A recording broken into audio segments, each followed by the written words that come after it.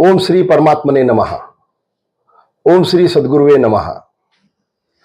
ठाणे येथील गजानन महाराज उपासना केंद्राच्या वतीनं गेली 5-7 वर्ष जी ऑनलाईन ही ज्ञानपोळी सुरू आहे, त्यामध्ये गेल्या 4 वर्षामध्ये श्री गजानन विजय ग्रंथाच्या अध्यायावर मी बोललो. या सत्रामध्ये माऊली ज्ञानेश्वरांचं चरित्र आणि जगद्गुरू श्री तुकाराम महाराज यांचे चरित्र हे मला आपल्या सर्वांच्या समक्ष या निमित्तानं विदित करायचं आहे. या महाराष्ट्राचं खरं वैभव जे आहे ते संतांचं चरित्र, आचरण, त्यांनी लिहिलेलं संत साहित्य आणि छत्रपती शिवरायांची त्याला असलेली शौर्याची, कुंदनाची जी एक रूपरेषा आहे, त्यामुळे खरोखर हा महाराष्ट्र सदोदित सर्व दृष्टीनं सर्वश्रेष्ठ होण्याच्या मार्गावर त्या विचारधनातून आहे अशी माझी मनोमन खात्री आहे. असो, दरवर्षीप्रमाणे यावर्षी मला या व्याख्यानमालेकरता आमंत्रित केल्याबद्दल मी सर्वप्रथम सर्व आयोजकांचे मनापासून या ठिकाणी आभार मानतो. त्याचबरोबर श्री गजानन महाराज उपासना केंद्र आणि महाराष्ट्रभरातील समस्त गजानन भक्तांना मनपूर्वक या ठिकाणी वंदन करतो. जगद्गुरू तुकाराम महाराज हा आजच्या आपल्या चिंतनाचा विषय आहे आणि तो चरित्र या दृष्टिकोनातून मांडत असताना जगद्गुरू तुकाराम महाराजांचं चरित्र अनेक अंगानं मांडता येतं, पण त्यातल्या काही विशिष्ट अशा भूमिका आणि विशिष्ट अशी वैशिष्ट्यपूर्ण टप्पे घेऊन आपण आज बोलणार आहोत. कारण संतांचे चरित्र जे येतं ती बऱ्याच लेखकांनी वेगवेगळ्या पद्धतीने मांडलेली आहेत आणि त्यामध्ये काही लोकांनी आपल्या भक्तिभावाच्या भाबडेपणानं त्याला अनेक प्रकारचे चमत्काराचे वलय जे आहेत ते जोडलेले आहेत. त्यानंतरच्या काळामध्ये ज्या ज्यावेळी त्या संतांच्या चरित्रावर अभ्यास, अध्ययन सुरू झालं, मग त्यातून अनेक सत्यांचा बाहेर ज्यावेळेस आपल्याला सुगावा लागला, त्यावेळेस सुद्धा प्रत्येकानं आपापल्या बुद्धीनं त्याच्यावर मांडण्याचा प्रयत्न केलेला आहे. म्हणून तुकारामांचं चरित्र जे आहे ते एका वेगळ्या अंगानं आपण पाहणं आवश्यक आहे. मूलतः तुकारामांचा जन्म जो आहे तो 1608चा आणि त्यांचा महापरिनिर्वाण किंवा वैकुंठागमन जे आहे ते फाल्गुन वद्य द्वितीया 9 मार्च शनिवार 1650, म्हणजे अवघं 42 वर्षाचं आयुष्य आहे. त्यातला पहिला टप्पा जो आयुष्याचा तो 21 वर्षाचा हा अतिशय तुमच्या माझ्यासारख्या सर्वसामान्य व्यक्तीसारखा, पण तो अतिशय श्रीमंत आणि तालेवर व्यक्तीचा. आणि त्यानंतरच्या संघर्षाच्या काळामध्ये हा 21 वर्ष अतिशय सामान्य आणि सर्वांसारखं जीवन जगलेला व्यक्ती असामान्य कसा झाला याचा अतिशय औत्सुक्यपूर्ण आणि कुतूहलानं भरलेला अशा प्रकारचा जीवनपट जो आहे तो मात्र खरोखर कुठल्याही महाराष्ट्रीयन व्यक्तीला त्याच्या अभिमानानं ऊर भरून यावा अशा प्रकारचा एक कर्तृत्वाचा आलेख आहे. म्हणून तुकाराम ह्या 2 टप्प्यामध्ये पाहणं आवश्यक आहे. त्याच्याही पलीकडे तुकारामांचा आपण जो एक अभ्यास करतो तो सामान्य व्यक्ती, संत, कवी, त्यानंतर समाज सुधारक, समाज हितचिंतक ज्याला म्हणता येईल, आणि अशा प्रकारच्या याच्यामध्ये ज्यांनी स्वतःचं कवित्व जे आहे त्या कवित्वानं या महाराष्ट्राला जी अभंगगाथा दिली, त्या अभंगगाथेमुळे या महाराष्ट्राचं सारस्वत जे आहे ते ज्ञानेश्वरापासून तर या तुकाराम गाथेपर्यंत हे असं परिपूर्ण झालं की यच्चावत मानवतेला जीवनाचे सर्व संदर्भ जे येतं, सर्व अन्वय जे येतं, त्या सर्व अन्वयाचे अर्थ जे येतं त्याचा परिपूर्ण अशा प्रकारचा परिपाक जो आहे तो या दोन्ही ग्रंथामध्ये सापडतो. म्हणजे हा सुद्धा एक जगद्गुरू तुकारामांच्या जीवनाच्या अभ्यासाचा विषय आहे. पण मला असं वाटतंय की हे असे अभ्यास करत असताना आपण आज काही ठळक गोष्टीवर जर बोलायचं म्हटलं तर तुकारामांचं एक वेगळ्या प्रकारचं चरित्र जे ते आपण पाहिलं पाहिजे. आणि ते पाहत असताना ही संघर्ष करण्याची उमेद जी असते ती आपण तशा प्रकारची सांभाळू शकतो का हे आपण पाहिलं पाहिजे. आणि मला वाटतं त्या प्रकारचं चरित्र आपण तुकारामांचं पाहिलं पाहिजे. जगद्गुरू तुकाराम महाराजांचा एकंदर अभ्यास करत असताना गेले 25 वर्ष माझं स्वतःचं PhD जे आहे ते जगद्गुरू तुकाराम महाराजांच्या अभंगगाथेतील मनाचे चिंतन या विषयावर असल्यामुळे अमरावती युनिव्हर्सिटीचं मला तुकाराम महाराजांच्या बद्दलची एक वेगळ्या प्रकारची आस्था आहे आणि गेले 25 वर्ष मी जगद्गुरू तुकाराम महाराजांच्या अभंगावर महाराष्ट्रावर कीर्तन करतो. त्यामुळे माझ्यासाठी त्यांच्याबद्दल बोलणं म्हणजे हा माझ्या दास्यत्वाचा, माझ्या शिष्यत्वाचा एक फार मोठा गौरव आहे असं मी मानतो. त्यामुळे तुकारामांच्या बद्दल बोलत असताना मला आतून असं भरल्यासारखं होतं, भरून येतं. कारण एक कर्तृत्ववान व्यक्ती जो आहे त्याच्याबद्दल आपण बोलतो, एका समृद्ध अशा कवीबद्दल आपण बोलतो, संताबद्दल बोलतो, महात्म्याबद्दल बोलतो.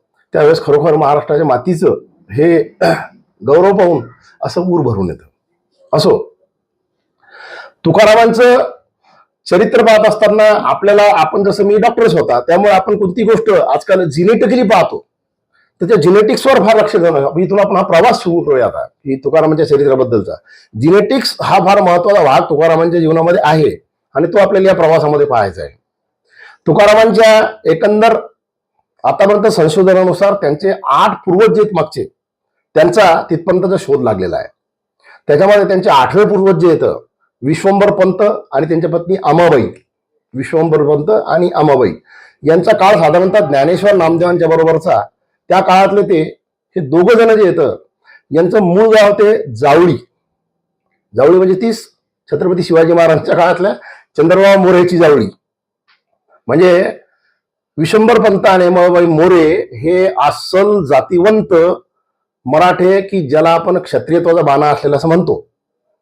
आणि या बाकीचे मी तुम्हाला जे आतापर्यंत वेगळ्या प्रकारचे त्यांच्याबद्दलचे संशोधक आहेत त्यांनी काय सांगितलेलं आहे की विश्वंभर पंत आणि अमाबाई हे गावातल्या भावबंदकीला कंटाळून चावळी सोडून देहूमध्ये आले. पण मी स्वतः त्या व्यक्तिगत त्या गोष्टीची मान्यता म्हणजे मी त्याला मान्य करत नाही. कारण काय, मी सुद्धा खेड्यात राहणारा माणूस आहे आणि मी बरंच असा समाधान बोललो की ती भावबंदकी झाली तरी लोक गाव सोडत नाहीत. कर्तृत्व ज्याच्यामध्ये, ज्याला स्वतःच्या व्यक्तिमत्वावर, स्वतःच्या कर्तृत्वावर, स्वतःच्या एकंदरच बुद्धिमत्तेवर विश्वास आहे असा व्यक्ती आपल्या असलेल्या त्या सो कॉल्ड कम्फर्ट झोनला सोडून बाहेर येत असतो. आणि म्हणून विश्वंभर पंत अमाबाईला घेऊन स्वतःच्या त्या कर्तृत्वाकरता देऊपर्यंत आले. हे माझं स्वतःच मत आहे. आणि हे सिद्ध सुद्धा होतं, कारण तिथं आल्यानंतर त्यांनी जो एक प्रकार चालू केला, तिथे आल्यानंतर त्यांनी तिथे किराणा दुकान टाकलं आणि त्यांच्या अंतर्यामी मनापासून जी उर्मी होती ती होती विठ्ठल भक्तीची. आणि त्या विठ्ठल भक्तीची उर्मी इतकी जास्त होती की त्या उर्मीपायी दर 15 दिवसाच्या एकादशीला ते देहूवरून पंढरपूरला जायचे. आता हा तुम्ही एक खटाटोप पहा. म्हणजे वर्षभरातून साधारणतः जो व्यक्ती दर 15 दिवसाच्या एकादशीला जर पंढरपूरला जात असेल तर त्याच्या व्यापार उद्यमात काही लक्ष राहील का? मग गावातले लोक त्यांना चिडवायला लागले देऊचे. पण तरी लक्षात घ्या, हा एक आपण प्रकार पाहतो की जो एखादा व्यक्ती नवीन दुसऱ्या गावामध्ये आला असं ते गावात लोक त्याला सांभाळतात सुद्धा. पण ते सांगायचे की अशा तुझ्या एकंदर या व्यापारावर त्याचा विपरीत परिणाम होतो, त्याच्यामुळे तू काही लक्ष दे. पण याची तगमग व्हायची.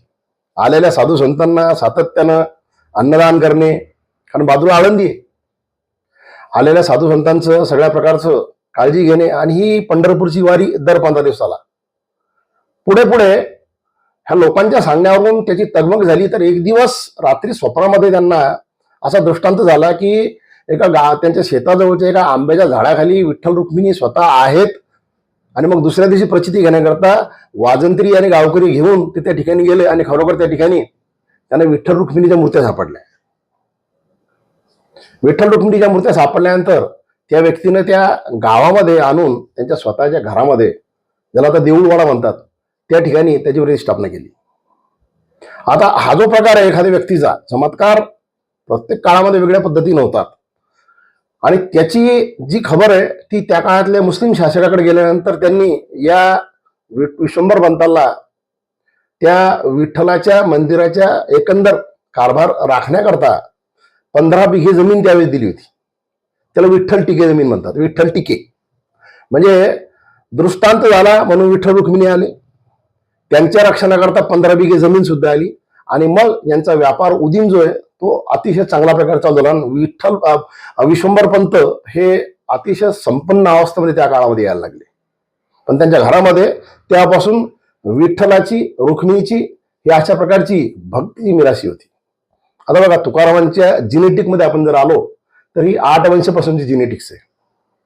मग असा जेनेटिकली तुकाराम जो आहे विठ्ठल भक्त असलेला हा आपल्याला सापडतो. आणि मग बऱ्याच लोकांनी त्यांच्या भोवती भक्तीचे, साधेपणाचे, त्यांच्या लूटपाटीचे, त्यांना लुटल्याचे वगैरे अशा प्रकारचे दाखले टाकले. पण मुळात त्यांचं जेनेटिक्स जे आहे ते मी सांगितलं मला, हिज मोरे, जावळीचा मोरेचा म्हणजे हे आहे तो रक्तातला. ही दुसरी जी ब्रीड आहे किंवा दुसरं जे जेनेटिक्स आहे ते नंतर इमिजिएट विठ्ठलपंता नंतरची जी पिढी आहे त्याच्यामध्ये आलं. हरिबुवा आणि मुकुंदबुवा हे विश्वंभर पंताचे दोन पुत्र हे मात्र त्या व्यवसायामध्ये रमले नाहीत. या परिवाराचा संबंध जो फलटणच्या नाईक निंबाळकरांशी होता, त्या नाईक निंबाळकरांच्या संबंधातून देवगिरीचे हरपाळ देवराजे जे होते त्यांच्या पदरी हे दोघं जण कर्तबगारीसाठी गेले आणि अतिशय शूर सेनानी म्हणून ते त्या ठिकाणी होते. आणि विश्वंभर पंतांचा म्हणजे निधन झाल्यानंतर आमाबाईंना सुद्धा त्यांनी त्या ठिकाणी बोलून घेतलं देवगिरीला. आणि नंतर पुढे असं झालं की एका लढाईमध्ये एक मुस्लिम शासक होता मुबारिक म्हणून, त्या मुबारिकचं आणि या हरदेव राजाचं ज्या युद्ध झालं त्या हरदेव राजा परास्त झाला. आणि त्या दरम्यान हे दोन्ही मुलं जे आहेत हरिबुवा आणि मुकुंदबुवा हे दोन्ही धारातीर्थी पडले. आणि त्यावेळी मुकुंदपंताची पत्नी रंगाबाई ही त्यावेळेच्या एकंदर परिस्थितीनुसार ती सती गेली. पण आता इथं आपलं भाग्य आहे सगळ्यांचं. हरिपंतांची पत्नी विठाबाई जी आहे ती गर्भार होती. त्यामुळे आमाबाईंनी सांगितलं तू सती जाऊ नको. आणि मग आमाबाई आणि विठाबाई या दोघी जणी परत देवमध्ये आल्या.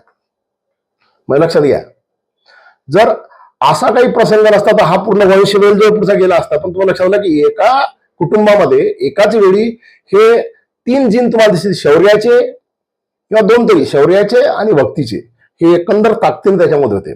मग या हरी विठाबाईचा मुलगा जो आहे तो विठ्ठलपंत, त्याच्यानंतरचा पदाजी, त्याच्यानंतरचा शंकर, त्याच्यानंतर कान्होनामा म्हणतात त्याला किंवा कान्होबा म्हणतात, त्याच्यानंतरचा बोल्लोबा. म्हणजे आपण जर पाहतो विश्वंभर पंत, हरिबुवा, विठ्ठलबुवा, पदाजी, शंकर, कान्होबा आणि त्याच्यानंतर बोल्लोबा. हे बोल्लोबा म्हणजे जगद्गुरु तुकारामांचे वडील. बोल्लोबा आणि कनकाई यांचे 3 पुत्र. त्यांना एक मुलगी होती असं म्हणतात, पण तिचा काही मला उल्लेख काही ठिकाणी सापडला नाही. आहे 1-2 ठिकाणी, पण तो काय असा त्याला जस्टिफाय करता नाही आलं मला. 3 मुलं होते, सावजी, तुकाराम आणि कान्होबा. कान्होबा म्हणजे तिकडे आजोबाचं नाव ठेवण्याची पद्धती, त्याच्यामुळे तो कान्होबा. असे 3. आता इथपर्यंत ज्यावेळेस आपण येतो त्यावेळेस आपण ज्ञानेश्वरांच्या 13व्या शतकापासून आपण 17व्या शतकामध्ये येतो. कारण तुकारामांचा जन्म आहे 1608चा. आता 16वं म्हणजे 1608 म्हणजे 17वं शतक जे, याचा एक विचार करणं आपल्याला आवश्यक आहे. तोपर्यंत महाराष्ट्राची एकंदर परिस्थिती आपल्याला पाहणं आवश्यक आहे आणि त्यावेळी काय काय प्रकार या महाराष्ट्रामध्ये असेल तो पाहणं आवश्यक आहे. पण त्याच्यापूर्वी आपण एका वेगळ्या गोष्टीकडे येऊ की आतापर्यंतच्या एकंदर या परिवाराच्या आविर्भावावरून की ज्याच्यामध्ये विठ्ठल भक्तीचा एक धागा पायापासून आहे आणि हा शौर्याचा धागा आहे, त्याच्यामुळे समाजामध्ये या परिवाराची अतिशय चांगल्या प्रकारची एक कुलपरंपरा तर निश्चित होती, परंतु कर्तृत्व परंपरा सुद्धा होती. त्याच्यामुळे यांच्या घरी वाहन सामान म्हणजे किराणा, महाजनकी म्हणजे वजनमापी निरीक्षक, सावकारी, त्याचबरोबर ती विठ्ठल टिकेपासून आता इतक्या प्रकारचं जर समजा एकदा उत्पन्न असेल तर यांनी जमीन निश्चितपणे घेतली असणार. मग त्यांच्याकडे जमीन जुमला सुद्धा चांगल्या प्रकारचा होता. आणि ज्या घरामध्ये सावकारकी महाजनकी आहे त्या घरामध्ये किमान एका मुलाला किंवा 2 मुलांना शिकवण्या इतकं घरामध्ये पंतोजीला किंवा शिक्षकाला ठेवण्याची क्षमता त्या घरामध्ये होती. कारण आकडेमोड आली पाहिजे. त्याच्यामुळे कोणाचा आक्षेप जो बाबडेपणानं परत की तुकारामाला काही येत नव्हतं, हा बाबडेपणाचा आक्षेप आपण 100% सोडून देणं आवश्यक आहे. कारण तुकाराम महाराजांना अतिशय वेगळ्या पद्धतीचं चांगल्या प्रकारचं ज्ञान होतं, अभ्यास होता. आणि तो अभ्यास जो आहे तो महिपतींनी अनेक ठिकाणी तो नोंदवलेला सुद्धा आहे. कारण त्यांनी काय काय गोष्टी वाचलेल्या आहे हे सुद्धा त्यांनी बऱ्याच ठिकाणी लिहून ठेवलेलं आहे. त्याच्यावर आपण पुढच्या चिंतनामध्ये येऊ. म्हणजे या घरामध्ये अशा प्रकारचं शिक्षण आणि सर्व प्रकारची समृद्धी होती. त्यामुळे तुकारामाचं बालपण तुमच्या माझ्यापेक्षा अतिशय समृद्धीमध्ये गेलेलं हे लक्षात ठेवणं आवश्यक आहे. त्यामुळे बालपणीची जे अभंग आहेत बालक्रीडामध्ये हुतुतू, हमामा वगैरे जे आहेत ना, ते त्या बालक्रीडाचे सर्व अभंग जे आहेत त्याच्यामध्ये त्या गोष्टी लिहिल्या आहेत त्या खरोखर अतिशय त्यांनी सत्य पद्धतीनं अनुभवलेल्या गोष्टी आहेत त्या. आणि मग त्याच काळामध्ये या घरामध्ये ही विठ्ठल भक्ती असल्यामुळे पुन्हा तेच सर्व प्रकारचं जे एक वैभव जे आहे कोणतं सांप्रदायिक वैभव, त्या दृष्टिकोनातून येणारे सर्व प्रकारचे कीर्तनकार, प्रवचनकार, कथेकरी आणि चातुर्मासामध्ये चालणाऱ्या कथा, या सर्वांच्या समोर आपल्या अभ्यासानुसार तुकाराम, बाल तुकाराम हा समोर मध्ये ध्रुपद म्हणायचा, पाठ करायचा. त्याच्यामुळे त्याला ती एकंदर लय त्याच्या रक्तामध्ये आपोआप तयार झाली होती. बालपण तुकारामाचं समजून घेणं फार आवश्यक आहे. या तिघांमध्ये सावजी जो तो पहिल्यापासून विरक्त होता. त्यामुळे तुकारामाला त्यांच्या वडिलांनी म्हणजे बोल्लोबांनी सर्व प्रकारच्या कर्तृत्वामध्ये परिपूर्ण करण्याचा प्रयत्न सातत्याने केला. आणि खरोखर तुकाराम वयाच्या 13 वर्षापासून त्यांच्या सर्व प्रकारच्या व्यवसायामध्ये तरबेज व्हायला सुरुवात झाली. त्याच्यामुळे जे व्यवसाय सांगितले मी, ज्याच्यामध्ये महाजनकी आहे, सावकारकी आहे, त्याच्यामध्ये शेती आहे आणि त्याच्यामध्ये वाहन सामानाचा प्रकार, या सगळ्याच्यामध्ये ते अतिशय चांगल्या प्रकारे तरबेज होते. कान्होबा हा लहानच होता. पुढे हा सगळा प्रकार असा चालू असताना सुरुवातीला सावजीचं लग्न झालं, त्याची पत्नी तारा. नंतर वयाच्या 13व्या वर्षी जगद्गुरु तुकाराम महाराजांचं पहिलं लग्न झालं. ती रखमा, ती कणकाईच्या नात्यातली, त्यांचं माहेर म्हणजे मोजे आणि त्यांचं मूळ गाव म्हणजे लोहगाव. आता जे विमानतळ जे की नाही ते लोहगाव त्यांचं. आणि त्या ठिकाणी आपल्या कुटुंबातीलच एका म्हणजे चुलत घरातली ही मुलगी जी आहे त्यांनी पत्नी करून आणली यांच्यासाठी. त्यावेळेस तिचं वय जे आहे ते जास्तीत जास्त काहीतरी म्हणजे रखमाचं वय जे आहे ते 8 ते 10 वर्षाचं होतं आणि तुकारामाचं वय 13 वर्षाचं. म्हणजे हा विवाह जो झाला असा तो झाला साधारणतः 1620-21 दरम्यान. 1620-21 दरम्यान हा हे झाला. आणि पुढे हळूहळू या परिवाराला एक मुलगाही झाला, त्याचं नाव संतोबा. म्हणजे तुकाराम आणि म्हणजे तो अर्थात 2-4 वर्षानंतर झाला. पण त्या दरम्यान जे ते रखमाईला दम्याची शिकायचं असं लक्षात आल्यानंतर तुकाराम महाराजांचं म्हणजे तुकारामाचं दुसरं लग्न, इथं ते बरीच कॉन्ट्रोवर्सी, पण दुसरं लग्न जे ते बोल्लोबा आणि कणकाई यांच्या हयातीमध्ये दुष्काळाच्या किंवा एकंदर विपरीत परिस्थितीची आधी दुसरं लग्न केलं. आणि त्याकरता आप्पाजी गुळवे नावाचे पुण्यातले अतिशय धनाढ्य अशा प्रकारचे एक सावकार होते, त्यांच्या मुलीशी ती दुसरी पत्नी म्हणजे जिजाऊ किंवा आवली. तो विवाह 1625 दरम्यान झाला.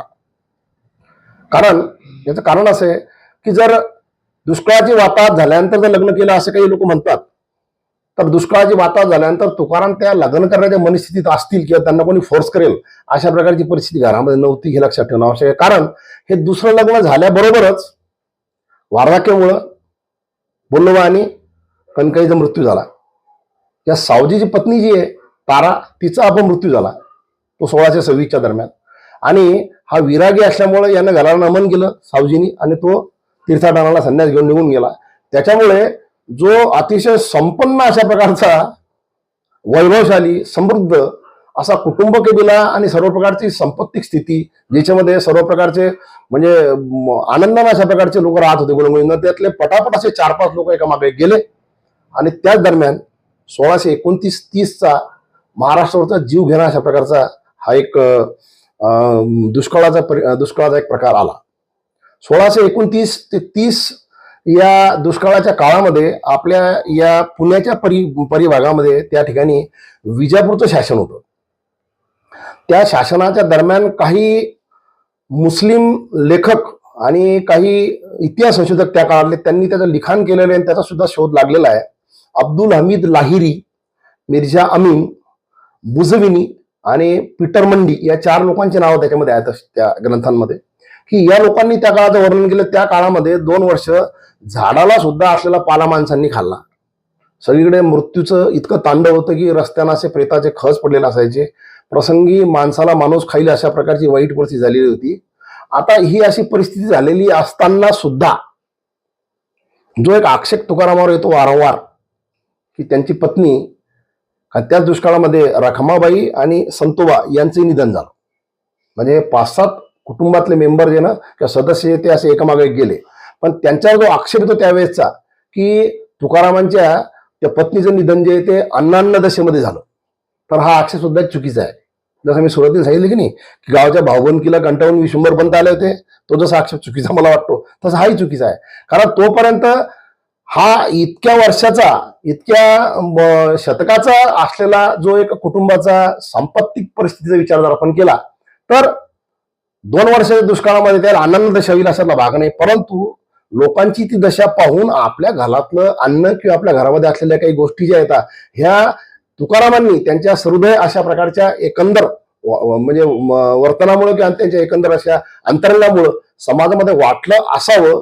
म्हणजे कदाचित जर तुकारामाच्या पत्नीला आनंद दशा आले असेल तर त्या काळात तो घास तुमच्या माझ्यासारख्याच्या तोंडामध्ये त्यांनी घातला असावा असं माझं मत आहे. आणि त्याची पुष्टी सुद्धा आहे. बुडते हे जन न देखवे डोळा येतो कळवळा म्हणून असं तुकारामाचा अभंग आहे. असो 29-30चा हा जीव घेणा दुष्काळ झाल्यानंतर मात्र तुकाराम अंतराळाला हादरून गेले. परिस्थितीच्या हादरण्यानं वेगवेगळ्या प्रकारच्या अशा बाह्यातकारी परिस्थितीनं त्या काळाच्या आणखीन वेगवेगळ्या प्रकारच्या याच्यामध्ये प्रत्येक व्यक्तीचं समाजातल्या रिॲक्शन वेगवेगळी असते. त्याचं आपण एक चिंतन या ठिकाणी पाहू. 2 प्रकारच्या परिस्थिती असतात. एक त्याला आपण आसमानी म्हणतो आणि एक सुलतानी म्हणतो. सुलतानीने ते लोक परेशानच होते, कारण आजूबाजूला विजापूरचे शासक जे होते त्या दरम्यान तुम्ही तो नाव ऐकलं असेल की तो विजापूरचा दिवाण जो होता मुरार जगदेव, ज्यानं पुण्यावरून गाढवाचा नांगर फिरवला होता. नंतर छत्रपती शिवरायांनी सोन्याच्या नांगरानं पुण्याची पूजा केली होती. तो मुरार जगदेव दिवाण होता. आणि त्या काळात काय की लूटपाट करणे, जाता येता सैन्य जायचं, त्याच्यामुळे तिथली काय परिस्थिती होती सामान्य व्यक्तीची याबद्दल जास्त बोलायची गरज नाही. 1629-30चा हा दुष्काळ आणि अशा परिस्थितीमध्ये लोक अनन्न दशेने मेल्यानंतर तुकाराम अंतर्बाह्य हल्ले, हादरून गेले असा प्रकार सर्वांना त्यावेळेस अनुभवास आला. पण हे असं झाल्यानंतर सामान्यतः मानवी प्रवृत्तीमध्ये वेगळ्या प्रकारचे रिॲक्शन्स असतात. त्या रिॲक्शन बद्दल आपण चिंतन केलं पाहिजे. त्यातल्या 3 प्रकारचे रिॲक्शन जे असतात त्यातल्या सगळ्यात पहिली रिॲक्शन जी असते ती सामान्य माणसाची. तो दुःखाने अनावर होतो, वर देवाला साकडं घालतो, हे असं काय, हे असं काय वगैरे वगैरे सगळं बोलतो, आम्ही सापडलो का वगैरे अशा प्रकारे बोलतो. आणि नंतर कालांतरानं 6-8 महिन्यानंतर जी आहे ती परिस्थिती ऍक्सेप्ट करून तो जगायला सुरुवात करतो. ही सामान्य माणसाची रिॲक्शन असते. दुसरा जो एक प्रकार असतो त्याच्यामध्ये हातामध्ये मनगटामध्ये जोर आहे, थोडीशी त्याच्यामध्ये शक्ती आहे, थोडासा स्वाभिमान आहे, असा व्यक्ती त्या परिस्थितीशी झगडण्याचा प्रयत्न करतो. आणि तो परिस्थिती झगडत असताना त्याच्यामध्ये सुद्धा 2 प्रकार आहेत. आपण पाहतो एक पृथ्वीराज चव्हाण सारखा अतिशय तेजस्वी राजपूत राजा आपल्या देशामध्ये होऊन गेला की ज्यांच्या मनगटामध्ये आणि याच्यामध्ये इतकी शक्ती होती, परंतु काही थोड्याशा डिप्लोमॅसीमुळे त्यांना दुर्दैवी प्रसंग आला. तोच शिवाजी महाराजांच्या काळामध्ये शिवाजी महाराजांनी वेगळ्या पद्धतीने केला. म्हणजे अशा प्रकारची एक रिॲक्शन असते. पण तिसरी प्रकार असा असतो की त्याला आपण संतत्व म्हणतो. तिसरा प्रकार जो असा असतो की हे हॅपनिंग आपल्या आजूबाजून जे घडतं हे का घडतं, कसं घडतं याचं चिंतन करण्याकरता काही लोक जे आहेत ना ते वेगळ्या पद्धतीने विचार करतात. पसायदानामध्ये एक ओवी आहे. ती ओवी असं म्हणते की ईश्वरनिष्ठांची मांदियाळी जी आहे ती आपल्याला सातत्यानं भेटली पाहिजे. अशा पद्धतीनं या पसायदानामध्ये एक ओवी आहे, त्याच्यामध्ये ते असं म्हणतात की हा संत स्वरूपाचा व्यक्ती जो असतो तो परिस्थितीचा विचार करण्याकरता थोडासा अंतर्मुख होतो आणि नेमकं असं का घडलं असावं याचा विचार करून तो समाजामध्ये तशा प्रकारची एक वृत्ती देण्याचा प्रयत्न करतो. वर्षात सकळ मंगळी ईश्वर निष्ठांची बांधियाळी अनवरत भूमंडळी भेटतो तया भूता. म्हणजे या पृथ्वी तळावर सातत्यानं मांगल्याचा वर्षा व्हावा याकरता ईश्वरनिष्ठ निर्माण व्हावे याकरता विचार करून तो थोडासा अंतर्मुख होऊन नंतर परत या भूतांना म्हणजे सर्व समाजाला भेटत असतो. तुकाराम आंतरिक शाबूत होते, त्यांचा विवेक जागृत होता. पण या एकंदर परिस्थितीला बदलणाऱ्या लोकांना पाहून त्यांचं अंतर्मन जवळपासच्या लोक गेल्यामुळे ते तसे हादरून गेले होते आणि मग त्या परिस्थितीतच ते अचानक भामनाच्या डोंगरावर गेले.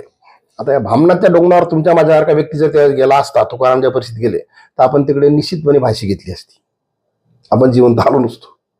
तुकाराम तितके कर्तृत्ववान निश्चित होते, कारण तुकारामाच्या मागे स्वतः तुकाराम, आवली, कान्होबा आणि शक्यतो कान्होबाची बायको याच्या 4च्या पलीकडे कोणते लोक फोटो नव्हते ज्यांचा चरित्रार्थ चालू असे. म्हणजे तितक्या 4 लोकांना जे वाढलेत का कर्तृत्ववान होताच आणि तितकी संपन्नता त्यांच्याजवळ होती. परंतु ते तिथे गेले की नेमकं हे अशा प्रकारचं मानवी जीवनाचं क्षुद्रत्व जे आहे असं असताना, कसपटा समान या निसर्गासमोर पण असताना आपण इतकी स्वतःची शेखी मिरवतो, इतका स्वतःचा स्वाभिमान अहंकार दाखवतो. याच्या मागचं सूत्र काय हे त्या पंढरीच्या पांडुरंगाला किंवा त्या ईश्वराला विचारलं पाहिजे. मला साक्षात्कार हवा असं त्यांना वाटत होतं. साक्षात्कार त्यांना झाला नाही, परंतु भामनाच्या डोंगरावर चिंतन करत असताना त्यांना एक वेगळ्या प्रकारचा साक्षात्कार झाला. तो साक्षात्कार जो आहे तो आणि महात्मा गौतम बुद्धांचा साक्षात्कार हा सारखेपणाचा आहे. जरा वार्धक्य किंवा जरा मृत्यू हे पाहून सिद्धार्थाचा गौतम झाला आणि त्यांनी मानव हा सर्वश्रेष्ठ आहे बाकीच्या कुठल्या याच्यापेक्षा, त्या मानवाचे खऱ्या अर्थानं आपलं उत्थान कसं करता येईल या दृष्टिकोनातून महात्मा गौतम बुद्धांचा हा बुद्ध धर्म जो आहे त्याचे सर्व तत्व आले की मानवी मूल्य जे ती उचलली गेली पाहिजेत. त्याच पद्धतीनं तुकारामांनी सांगितलं की आपण ज्यावेळेस हतबल होतो त्यावेळेस आपल्या मागे जर विवेक जागृत असला तर ईश्वर निश्चित आपल्याला मदत येऊ शकतो. त्या पद्धतीची शुद्ध भक्ती आपण करावी अशा प्रकारचा सिद्धांत साक्षात्कार त्यांना त्या ठिकाणी झालेला आहे. म्हणजे त्या ठिकाणी शुद्ध भक्ती जी आहे ती त्यांना झाली, पण ही शुद्ध भक्ती जी आहे ही भक्ती त्यांना जी जाणवली त्याच्या मग मी सांगितलेलं सुरुवातीला तो जीन जो आहे विठ्ठल भक्तीचा तो तिथं आला. कदाचित नुसता हरिबुवाचा किंवा मुकुंदबुवाचा तो शौर्याचा जर गुण असता ना तर वेगळा प्रकार झाला असता. म्हणजे मी तुम्हाला त्याच्याकडे जेनेटिक गोष्ट सांगू राहिलो बिंग डॉक्टर. आता आपल्याला एका मूळ मुद्द्यावर यायचंय. तर मूळ मुद्दा असा आहे 16व्या शतकामध्ये 17व्या शतकामध्ये 3 महान व्यक्ती झालेल्या आहेत. त्याच्यामध्ये 1608ला जगद्गुरु तुकारामांचा जन्म झाला, त्याच वेळी समर्थ रामदासांचा जन्म झाला आणि 1600 छत्रपती शिवरायांचा जन्म झाला. आता या तिघांच्या जीवनाचा एकमेकाशी फार जवळचा संबंध आहे. तो आपण सातत्याने म्हणतो याचा गुरु तो त्याचा गुरु तो, हा संबंध नाही, एक वेगळा संबंध आहे. तो संबंध मला तुम्हाला सांगायचा कारण हा या आपल्या आजच्या स्पीच मधला एक महत्वाचा भाग आहे. त्यातला गाभा हा इसवी सन 1000 पासून आपल्या या देशामध्ये विशेषतः आपल्या देशामध्ये इसवी सन 1000 पासून इस्लामचं आक्रमण सुरू झालं. इस्लामचं आक्रमण सुरू झाल्यापासून मध्यंतरीच्या काळामध्ये त्याच्यानंतरच्या 3 शतकामध्ये ज्ञानेश्वर महाराजांचा काळ 1300चा, आणि म्हणून ज्ञानेश्वरांच्या काळामध्ये काही गोष्टी लँडमार्क झालेल्या आहेत. आता इथं ज्ञानदेव रचना पाया तुका जराशी कळ असे मला सांगायचं बरं का. आपण नुसतं ज्ञानेश्वरी आणि तुकाराम गाथेत जायचं, भक्तीच्या मार्गात बी जायचं नाही. हा एक वेगळा मला तुमच्यासमोर पॉईंट मांडायचा आहे. तर इस्लामचं शासन जे आलं ते इस्लामच्या शासनामध्ये एकच गोष्ट होती, ती म्हणजे तलवारीच्या जोरावर आपल्या धर्माचं प्रतिष्ठापना करायची. मग त्याकरता either you surrender your self, join with us, otherwise get ready for fight and death. मग हा प्रकार पाहत असताना ज्ञानेश्वर महाराजांनी ज्या ज्ञानेश्वरीचा काळ होता त्या काळामध्ये त्यांनी 300 वर्ष झाली, त्या काळामध्ये मलुक्कापूर तिथं आला होता. त्या काळात त्यांनी एक पाहिलं की हे लोक जसे जसे आत येतील तसे तशी तुमची ही आमची म्हणजे या आपल्या संस्कृतीची वर्णव्यवस्था जी आहे तिच्या काही कर्मकांडाच्या दृष्टिकोन असलेल्या वाईट गोष्टी जरी असल्या तरी ही वर्णव्यवस्था जी आहे ही समाज रचनेसाठी आवश्यक असलेली ही मोडकळीस येणार आहे. म्हणून ज्ञानेश्वर महाराजांनी 9व्या अध्यायामध्ये ब्राह्मण्याचे पूर्ण जे कॅरेक्टर्स ते लिहून ठेवलेले आहेत. आणि भगवद्गीतेमध्ये एका क्षत्रियत्वाचा स्वतःचा एका बौद्धिक भ्रमामुळे जो गोंधळ झाला होता आणि तो स्वतःच्या क्षत्रियत्वाला सोडायला झाला होता, मार्गदर्शन ते असल्यामुळं गीता हे तत्वज्ञान ज्ञानेश्वरी झालं. म्हणजे तत्वज्ञान मुळात जे गीतेचं हे एका क्षत्रियत्वाला त्याच्या कर्तव्यावर आणण्याकरता आलेले आणि त्याच्यामध्ये ब्राह्मणत्वाचे 9व्या अध्यायामध्ये कॅरेक्टर सांगितले. हा मुद्दा मात्र लक्षात ठेवा, पुढे बोलायचंय मला. ज्ञानदेव रचना पाया हाय. मग पुढे अशा प्रकारची वर्णव्यवस्था बिकट होता होता काय झालं माहितीये का की शूद्र आणि वैश्य यांच्यात हालायला पारावारच राहिलं, त्यांच्याबद्दल आपल्याला जास्त बोलण्याची गरज नाही, त्यांचे बिचाराचे पहिल्यापासून हाल होते. आता तुकाराम हे मुळात तसा क्षत्रिय होता, मी तुम्हाला सांगितलं त्याच्याकरता. आता समोर आल्यानंतर काय झालं या 17व्या शतकामध्ये तुकाराम यांचा प्रयत्न जो आहे विशेषतः या विशिष्ट घटनेनंतर तो प्रयत्न जो झाला तो स्वतःचं ते क्षत्रियत्व सिद्ध करणे पहिली गोष्ट मोरे घराण्याचं, आणि नंतर त्यांना आतून जशी त्या अभंगगाथेच्या अभंगाची एक स्फूर्ती आतून मिळत गेली, समाजाची तशी रचना पाहत असताना त्याबद्दल मी तुम्हाला सांगतो की त्यातून त्यांचं ब्राह्मणत्व सुद्धा त्यांनी सिद्ध केलं, ज्याच्यामुळे त्यांच्यावर पुढे चालून जे वेगळ्या प्रकारचे आघात झाले. छत्रपती शिवाजी महाराजांनी सुद्धा स्वतःचं क्षत्रियत्व सिद्ध करण्यासाठी स्वराज्य स्थापन केलं आणि ते स्वराज्य स्थापन केल्यानंतर त्याला छत्रपती ही पदवी देत असताना सगळ्या प्रकारचे जे काही त्यांच्यावर वेगळ्या प्रकारचे आक्षेप आले ते गागा भट्टांनी त्यांना छत्रछाया ज्यावेळेस दिलं त्यावेळेस ते धुतले गेले. म्हणजे त्यांनी स्वतः क्षत्रियत्व तसं सिद्ध केलं. रामदास स्वामीचं काम महत्वाचं आहे त्यात, आणि ही गोष्ट जी की ही आपण समजून घेणं आवश्यक आहे. रामदास स्वामींचा दासबोध ग्रंथ जर वाचला तर त्याच्यामध्ये बऱ्याच लोकांना ब्राह्मण्यत्व दिसतं. पण ते ब्राह्मणत्व काय आहे तर त्याचं कारण असं आहे की त्या काळातल्या परिस्थितीमध्ये सर्व साधारणतः ब्राह्मण लोकांनी इकडे तिकडे चाकरी पत्करायला सुरुवात केली. त्याचप्रमाणे क्षत्रिय लोक जे होते ते सुद्धा इकडे तिकडे जाऊन त्या मुस्लिम शासकाच्या हाताखाली काम करायला सुरुवात केली. आणि जिथं चाकरी आहे तिथं लाचेरी असते. त्याच्यामुळे तुमचं स्वतःचं क्षत्रियत्व आणि तुमचं स्वतःचं ब्राह्मणत्व तुम्हाला सिद्ध करता येत नाही. जीवन जगायचं असेल तर लाचारी, आणि त्यामुळे हा ब्राह्मण्य जो आहे याचा सर्व जो एकंदर श्रेष्ठत्वाचा भाग आहे तो लयास जाऊन राहिला हे लक्षात आल्यामुळं रामदास स्वामींनी दासबोधाची रचना जी केलेली आहे तिथे ब्राह्मण्यत्व एका विशिष्ट स्ट्रीमलाईन व्हावं किंवा एका विशिष्ट तेजाने उडावं याकरता ते लिहिलेलं आहे. म्हणून दासबोधाचा अभ्यास करत असताना त्यामध्ये ब्राह्मण्याला जागृत करण्याचा प्रयत्न केलेला आहे. आणि म्हणून काही ठिकाणी असं म्हटलेलं आहे की किती भ्रष्ट झालं ते ब्राह्मण श्रेष्ठ असतो. हे म्हणण्याच्या मागे कारण ते की त्याला तो आत्मविश्वास देण्याची गरज आहे की तू इकडे चाकरी करतो हरकत नाही. कृष्णाजी भास्करचं विधान आपल्या समोर आहे. मी क्षत्रियाबद्दल सुरुवातीत सांगितलं की ते इकडे तिकडे स्वतःच्या तलवारी पाडतात या निजामशाहाकडे आदिलशाहाकडे फिरत होते. मग ती गोष्ट शिवाजीनं सिद्ध केली की मी मुळात क्षत्रिय आहे आणि मी स्वतंत्र आहे. ती गोष्ट तुकारामांनी सिद्ध करण्यासाठी काही गोष्टी त्याला करणं होत्या त्या टप्प्यावर येतो. आणि दासबोधाचा आणि एकंदर रामदास स्वामीचा हा मुद्दा जर तुमच्या लक्षात आला असेल तर एकंदर समाजामध्ये समाज जागृती व्हावी या दृष्टिकोनातून ब्राह्मण्य शुद्ध राहावं ते सिद्ध राहावं या दृष्टिकोनातून दासबोधाची रचना केलेली. या अंगाने जर आपण दासबोध वाचला तर त्यातले अनेक तत्व जे येतं ते आपल्या लक्षात येतात की हे कोणासाठी येतं. हा एक महत्वाचा त्या 17व्या शतकातला भाग आहे. आणि मग तिथे जो पाया जो ज्ञानेश्वरांनी रचला होता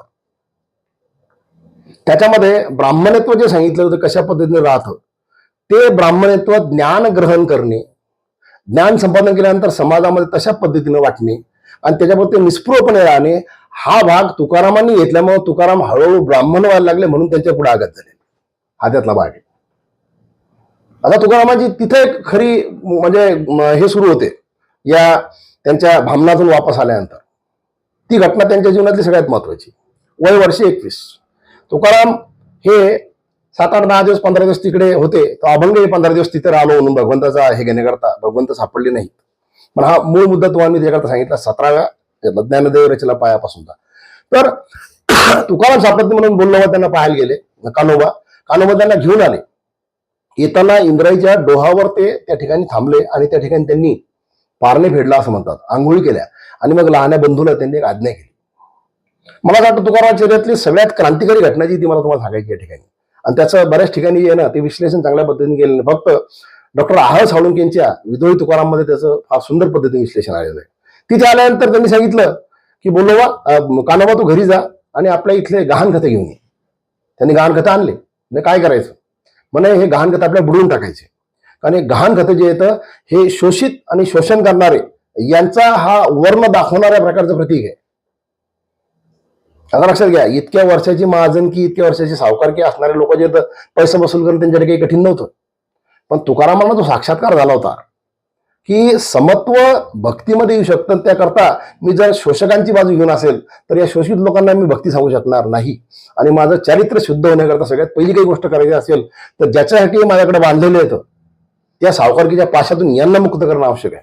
आणि म्हणून त्यांनी ते डोळ्यावर तिथं ते सावकारकीचे कागद बोलवले आणि ते कागद बोलवल्यानंतर त्यांनी सांगितले का हे कागद येत मला बुडवायचे. आता इथं लक्षात घ्या संसारी माणसाचा संताचा फरक.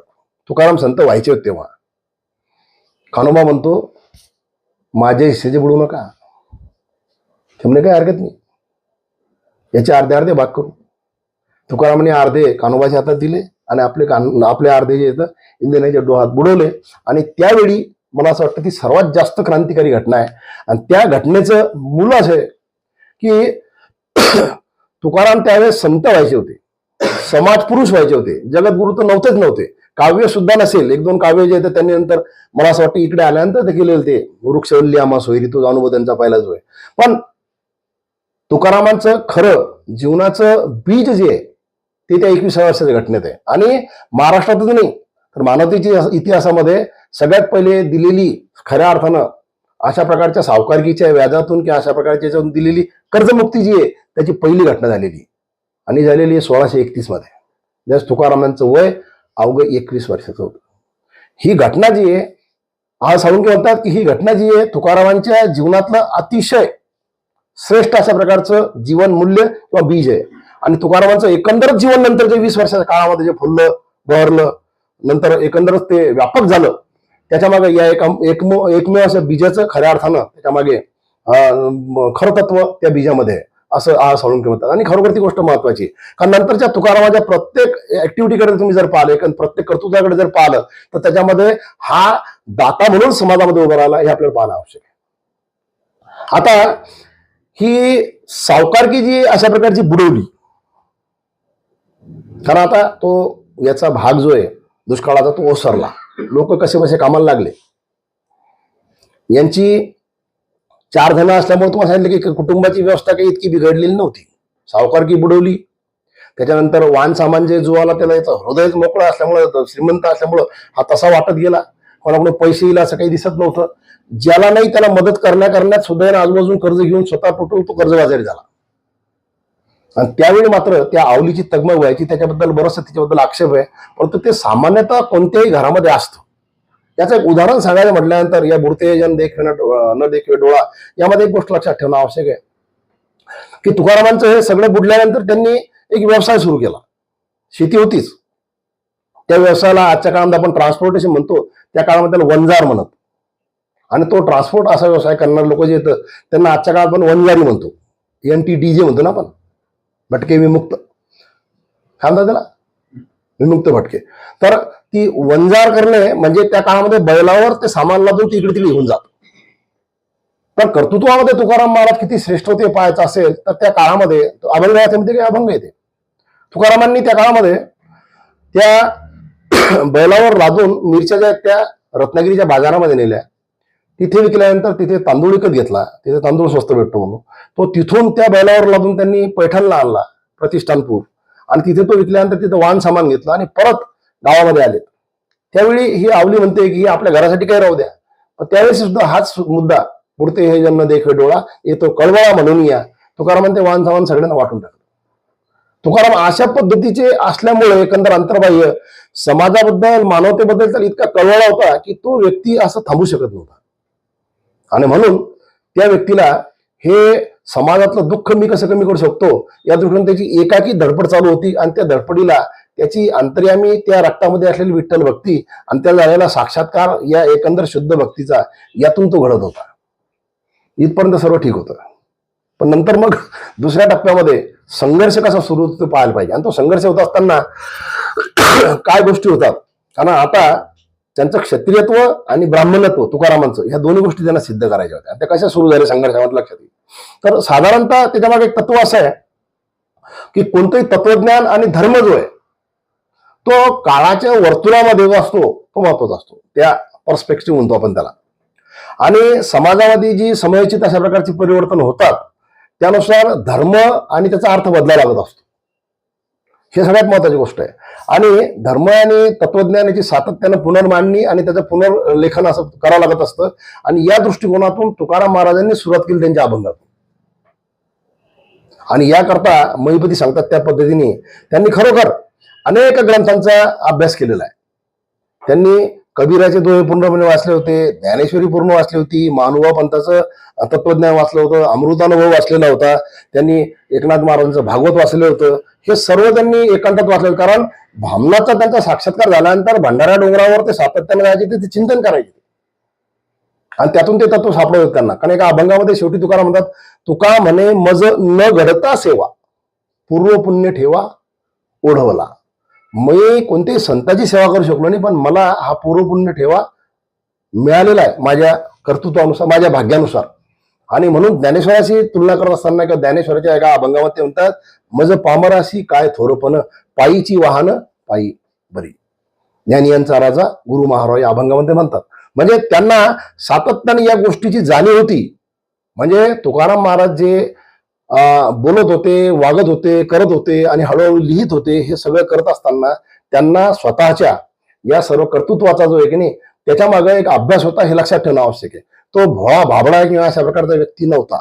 या सर्व गोष्टी तो जाणून बुजून हेतुपुरस्सर समजून उमजून करत होता. लोक त्यांना मूर्ख म्हणतात, वेडे म्हणतात, फसवा म्हणतात, साधा भोळा म्हणतात, असा प्रकार कोणताच नव्हता. हे लक्षात ठेवणं आवश्यक आहे. कारण तो तुमच्या माझ्यापेक्षा अतिशय तालीवारपणे जीवन जगलेला होता, कर्तृत्ववान होता. आणि ते तुम्हाला मी सांगितलं, तो वंजाराचा प्रकार जो आहे रत्नागिरी पैठण, हे जर आपण पाहिलं तर अशा काळामध्ये आणलेली व्यक्ती आपण तशी वस्तू आपण आजही काळात कोणाला देऊ शकत नाही, पण ती त्या काळात त्यांनी दिलेली आहे. असो, तुकारामांचा हा जो भाग आहे, हा जर अभ्यास होत गेला तर याच्यामध्ये आता ज्ञानोदय रचना पायामध्ये काय प्रकार माहिती का, की ज्ञानेश्वरांनी सर्वप्रथम गीतेचं तत्वज्ञान जे वेदाचं अर्क असलेलं गीतेचं तत्वज्ञान जे सकलांशी येथे आहे, जसं स्त्री पुरुष आणि स्त्री चांडाळ आणि शूद्रांसाठी ते मोकळं केल्यामुळे अजूनही आजपर्यंत सुद्धा त्याला तसं ब्राह्मणत्वाच्या याच्यातून मोकळीक मिळाली नव्हती. म्हणून ज्ञानेश्वराधिक भावंडांवर त्या काळामध्ये त्यांच्या वडिलांच्या याच्यामुळे किंवा संत एकनाथांवर सुद्धा बनारसला काशीला त्यांच्या सुद्धा खटला झाला होता. पण ते मुळात संत असल्यामुळे त्यांनी रिॲक्शन केली नाही, हे लक्षात घ्या. तुकारामाचं मोरेपण किंवा क्षत्रियत्व इथे याच्याकरता मला सांगायचं. आणि म्हणून तुकाराम ज्यावेळेस म्हणाला वेदांचा अर्थ आम्हासही ठावा, येरांनी वाहावा भार माथा, इथून सगळ्या मंडळीचा माथा ठणकायला सुरुवात झाली. कारण या एकंदर चाकरी लाचारीच्या मागे कर्मकांडामध्ये एक विशिष्ट ब्रह्मवृंद जो आहे तो समाजामध्ये जगत होता. आणि त्याकरता समाजातले बहुजन जे आहेत ते नागवले जात होते, हे तुकारामाला डोळ्याने दिसत होतं. आणि म्हणून तिथे पहिला तुकारामाचं कन्फ्रंटेशन जे आहे ते चिंचवडून देहूमध्ये आलेल्या मंबाजीशी झालं. मंबाजी इथून ते कन्फ्रंटेशन सुरू झालं. कारण मंबाजी हा पोटारची तिथं आलेला आहे, त्याचा त्या ज्ञानाशी काही संबंध नव्हता. आणि तुकाराम ज्या सत्य सांगायला सुरुवात झाली किंवा वेदांचा जो अर्थ आम्हाशी ठावा, मग आता त्या काळामध्ये जे काही वेगळ्या प्रकारचे ग्रंथ होते, मिताक्षरा किंवा याज्ञवल्क स्मृती किंवा मनुस्मृती, याच्यामध्ये धर्म किंवा धर्माची वचनं जे येतं याची तोडताड करणे, याच्याबद्दल खऱ्या अर्थानं एक प्रकारची ती म्हणजे कायद्याच्या दृष्टिकोनातून ती एक तो गुन्हा मानला जायचा. सामाजिक दृष्टिकोनातून कायदेशीर तो गुन्हा मानला जायचा. आणि हा एक मुद्दा मंबाजींनी मनात धरून सुरुवातीला त्या गावातले महादजी पंत कुलकर्णी यांच्याकडे कंप्लेंट केली. आता महादजी पंत कुलकर्णींनी त्याला काही लक्ष दिलं नाही त्याच्याकडे, कारण तो स्वतः तुकारामाच्या 14 टाळकऱ्यामध्ये होता. तो होता नव्हता ते नाव देत, पण तो कदाचित तुकारामाला मानत असेल. कारण आता लक्षात घ्या तुम्ही, आता देऊची लोकसंख्या जी असेल ती पण आता त्या काळात किती असेल. आणि त्या काळामध्ये एखादा व्यक्ती, पुन्हा आपण 2-3 वर्ष मागे जर गेलो, एखादा व्यक्ती आपल्या स्वतःच्या अखत्यारीत असलेले गहाणखते बुडवतो, समाजाला पाहिजे तिथं मदत करतो, सगळ्यांसाठी धावून जातो, त्यांच्या प्रत्येकाच्या तोंडामध्ये घास दिल्याची चिंता करतो, ज्याचं पहिलं वैभव सुद्धा काही लोकांनी पाहिलं असेल, आताही त्याला पाहतात, याची त्या काळात मान्यता निश्चित झाली असेल. म्हणून त्याच्या शब्दाला किंमत होती. मंबाजीला ही गोष्ट लागली, कारण तुकारामांच्या शब्दाला काहीतरी वजन त्या काळात प्राप्त झालं असेल, कारण समाज केवढा असेल त्या काळामध्ये. आणि इतक्या प्रकारचं कर्तृत्व केल्यानंतर निश्चितपणे होईल. दातृत्वात आज सुद्धा आपण पाहतो, त्या काळात तर कितीतरी मोठं दातृत्व त्यांनी केलं होतं. पण महादजी पंत कुलकर्णी देशपांडे जे होते, महादजी पंत देशपांडे यांनी, देऊचे कुलकर्णी होते, यांनी ती दखल दिली नाही. नंतर रामेश्वर भट्टाकडे कार्यक्रम गेला. सुरुवातीला रामेश्वर भट्टांनी काही केलं नाही असं म्हणतात, परंतु तिसरे आप्पाजी पंत सरदेशमुख म्हणून होते तिथे. ते आप्पाजी पंत मल्हारराव देशमुख यांची मात्र वट जी आहे तिकडे विजापूरच्या दरबारात होती, तिथपर्यंत ही कंप्लेंट गेली. आणि मग काहीतरी थोडासा दबाव जो आहे सुरुवातीला रामेश्वर भट्टांवर आला. आणि रामेश्वर भट्टावर आल्यानंतर रामेश्वर भट्टांनी तोपर्यंत यांचे अभंग, यांचे कीर्तन हे सगळे सुरू झालेले होते. आणि यांच्याबरोबर संताजी जगनाडे, गंगारामजी मवाळ ही मंडळी सारखी सारखी त्यांची फिरायची. त्या सर्वांनी हे कीर्तनाच्या याच्यामध्ये समाज जागृती चालू केली होती. तर त्यांच्यावर जे 2-4 आक्षेप त्यांनी घेतले, की तू हे श्रुतीवचन जे आहे हे कसं मोडतो तुकारामा, त्यानंतर हे तू लिखाण कसं करतो श्रुतीचं, तुला तो अधिकार नाही, तू शूद्र आहे, या ते शूद्र असा शब्द. आणि अशा पद्धतीनं ते थोडंसं रामेश्वर भट्टावर त्याचं प्रेशर येऊन 1645च्या दरम्यान त्यांचे जे लिखाण आहे ते बुडवण्याच्या बद्दलचं फरमान दिलं. आणि दिवाणाचा खटला जो हा त्याच्यानंतरचा आहे. हे कार्य केल्यानंतर बहिणाबाई शिवरकर ज्या आहेत, म्हणजे ज्या तुकाराम महाराजांच्या समकालीन त्यांच्या शिष्या होत्या, त्यांच्या अनेक अभंगामध्ये मंबाजीचा कारस्थानीपणा, रामेश्वर भट्टांनी दिलेलं जलदिव्याचं फरमान आणि नंतर त्यांना झालेला पश्चाताप, या तिन्ही गोष्टीचं वर्णन बहिणाबाई शिवरकरांनी फार सुंदर पद्धतीने केलेलं आहे. आणि त्याच्यामध्ये रामेश्वर भट्ट नंतर त्यांचे शिष्य झाले आणि म्हणून आरती तुकारामा हे रामेश्वर भट्टांनी लिहिलेलं आहे. किंवा तुकाराम महाराज सदैव वैकुंठाला गेले हे सुद्धा तुकारामाचंच, हे रामेश्वर भट्टांचंच तिसऱ्या चौथ्या दिवशी त्यांनी स्वतःच एका अभंगामध्ये सांगितलेलं आहे. असो, तिथं आपण पुढे येऊ. तर जलदिव्य करण्या दृष्टिकोनातून त्यांनी तितकं सांगितल्यानंतर जलदिव्यामध्ये पुन्हा तुकारामांच्या एकंदर चरित्राभोवती एक चमत्कार येतो. पण आपण तो चमत्कार मानण्याची गरजच नाही, कारण तुकाराम आंतरबाह्य हे विठ्ठलमय झालेले होते. हे इतके विठ्ठलमय झालेले होते आणि त्यांच्या एकंदर प्रभावामुळे त्या इंद्राणीच्या डोहामध्ये त्या ज्यावेळेस वह्या बुडवल्या त्यावेळेस तिथे त्या परिसरातील सर्वच्या सर्व समाज त्या ठिकाणी आलेला होता. 13 दिवस त्या सर्वांचं उपोषणच होत तिथं. आणि 13 दिवस सातत्यानं कीर्तन भजन असे त्या ठिकाणी चालू असताना जवळपास त्यावेळेच्या समुदायानं ते अभंग जे येतं ते मुखोद्गत पद्धतीने सर्वांनी म्हणून दाखवले होते. म्हणून जरी पाण्यामध्ये ती अभंगाच्या बाया बुडल्या असल्या तरी लोकगंगेने त्या तारल्या, ही गोष्ट आपण विवेकवादी विज्ञानवादी दृष्टिकोनात लक्ष ठेवणं आवश्यक आहे. कारण तुकारामाने कोणत्याच चमत्काराबद्दल जस्टिफिकेशन केलेलं नाही, कोणत्याच चमत्काराबद्दल नाही, म्हणून आपण ते जस्टिफाय करायचं नाही. पण त्याचं कारण मी तुम्हाला शेवटी सांगणार आहे, महत्वाच्या गोष्टी. पण तुकारामांच्या या सर्व अभंगाचं लोकांच्या अंतर्यामी जे आहे ना, ते एक प्रकारच्या वाक्प्रचारासारखं किंवा जीवनाच्या दृष्टिकोनानं सगळ्या आपण ज्या गोष्टी वापरतो छोट्या छोट्या अशा काही म्हणी वगैरे, तशा पद्धतीने त्या अभंगाला मोल त्यापर्यंत प्राप्त झालेलं होतं. आता त्या काळामध्ये शिवाजीचा आणि तुकारामांचा सुद्धा संबंध सांगतात. तो संबंध निश्चित आलेला आहे. कारण काय की समाजामध्ये ती जागृती होत असताना सुरुवातीच्या काळामध्ये शिवाजी महाराजांच्या स्वातंत्र्याच्या एकंदर उभारी करता सामान्य माणसानं त्यांच्याबरोबर उभं राहावं, ही जनशक्ती तुकाराम महाराजांच्या काही अभंगानं, ज्याला पायीचे अभंग म्हणतात, त्यांना निश्चितपणे उभी राहिलेली. स्वामी काज गुरु भक्ती, पितृवचन सेवापती, हेची विष्णूची महापूजा, अनुभव नाही तुझ्या, सत्य बोले मुखे, दुखी अनेकांच्या दुःखे, निश्चयाचे बळ तुका म्हणे हेची फळ, अशा प्रकारचे पायकीचे अभंग येतं. त्याच्यामुळे पाईक कसा असावा, स्वामी काज गुरु भक्ती, त्याचं आपल्याला चिंतन करता येईल. परंतु अशा प्रकारच्या अभंग समाजाची एकंदर विचारसरणी जी आहे ती शिवाजी महाराजांच्या कार्याला पूरक होत गेली. म्हणून शिवाजीचे स्वतः तुकाराम हे सद्गुरू गुरु जरी नसले तरी समाज त्या पद्धतीने तयार करायला लक्षात ठेवणं आवश्यक आहे. शिवाजी महाराजांना कोणी गुरु लागेल अशा प्रकारचे शिवाजी स्वतः स्वयंभू होते. त्यांच्या पिढ्यामध्ये पिढीचाच राजकारण होतं आणि त्याच्या स्वतःच्या मनगटामध्ये बुद्धीमध्ये इतकं चातुर्य होतं की शिवाजीला कोणाची गरज नव्हती. पण आशीर्वाद निश्चित पाहिजे होता, तो अशा प्रकारच्या संतांच्या विचाराने भेटत असतो आणि तो निश्चित तुकारामांच्या विचाराने भेटला. हे पायकीच्या अभंगाचा अभ्यास केल्यानंतर लक्षात येईल. मग तुकारामांनी अशी ती तयारी केल्यानंतर शिवाजी महाराज जे येतं, म्हणजे त्या शिवाजी बाल शिवाजी होता. शिवाजी महाराजांनी वयाच्या 15व्या वर्षी 1645ला रोडेश्वराला स्वराज्याची शपथ घेतली आणि त्याच वेळेचा अभंग आहे तो शासकीय अभंगामध्ये 1886 क्रमांकाचा अभंग आहे. त्याच्यामध्ये एक ओळ आहे आणि ती ओळ आपण लक्षात ठेवून लागते. म्हणजे शिवाजी महाराज छत्र विद्यालय 1674ला, पण 1645ला तुकाराम महाराज एका अभंगात म्हणतात, शिव तुझे नाव ठेवले पवित्र, छत्रपती सूत्र विश्वाचिक. म्हणजे तू ज्या मार्गाने चालला ते मार्ग येतो तो निश्चितपणे छत्रपती करेल, कारण तुझं नावच पवित्र आहे. हा आशीर्वाद देणारा जगद्गुरु खऱ्या अर्थानं त्यावेळेसपर्यंत समाज मान्यता पावलेला होता, हे आपण लक्षात ठेवणं आवश्यक आहे. म्हणून पायकीच्या अभंगाचा प्रभाव जो येतो सर्व मावळावर आणि सर्व प्रकारच्या तशा सामान्य कष्टणाऱ्या लोकांवर झालेला होता, याच्यात कोणत्या प्रकारे दुमत नसावं. हा शिवाजी महाराजांना तुकारामाच्या गुरुत्वाचा प्रसाद होता, हे लक्षात ठेवणं आवश्यक आहे. असो, मग हे असं आल्यानंतर एकंदर तुकारामांची तिथली परिस्थिती की आपण जलदिव्य करायला सांगितलं तरी हे लोक जे तुकारामाची साथ सोडायला तयार नाही, हे लक्षात आल्यानंतर रामेश्वर भट्ट त्यांचे शिष्य झालेत. आणि मग मंबाजींनी या आप्पाजी मल्हारराव देशमुखच्या माध्यमातून मुरार जगदेवापर्यंत, म्हणजे विजापूरला ती कंप्लेंट केली, दुसरी दिवाणाची कंप्लेंट ती 46-47 ची आहे.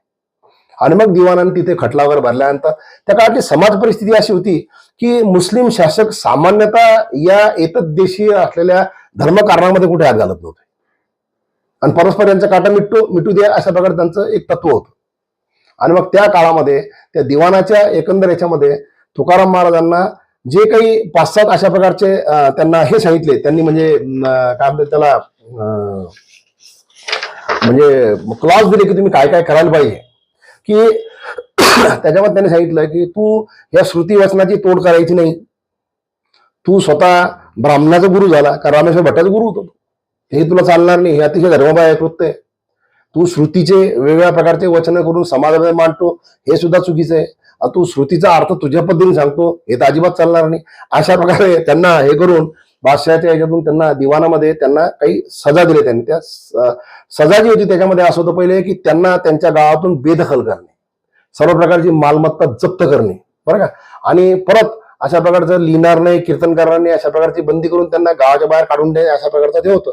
पण जो अनुभव रामेश्वर भट्टांना आला होता एकंदर सामाजिक रेट्याचा, तर ही गोष्ट एक्झिक्यूट करणं म्हणजे करून घेणं सोपं नाही हे लक्षात आलेलं असल्यामुळे कदाचित त्यावेळेस महादेवपंत देशपांडे जे त्यांचे गावचे कुलकर्णी यांनी ते एक्झिक्यूट केल्याचा कुठेही दाखला नाही, गावाबाहेर काढणे वगैरे.